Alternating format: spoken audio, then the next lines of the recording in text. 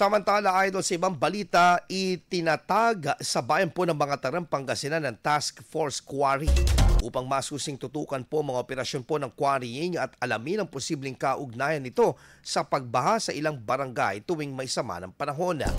Katuwang ang task force ang lokal na pamahalaan, Provincial Government Environment and Natural Resources Office at ang Environment Management Bureau.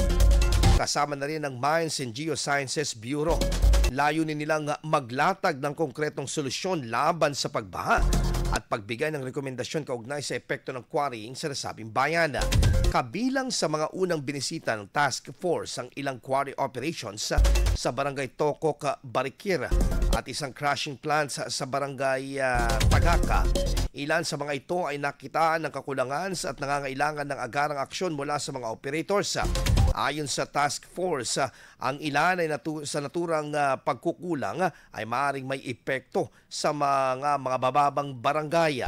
Matatandaan na kabilang ang mga taram sa mga bayan na isinailalim sa state of calamity matapos ang malawakang pagbaha dulot ng mataas na level ng tubig sa may Kamiling River noong Hulyo at pagbaha rin sa ilang barangay na tributaryo ng Agno River.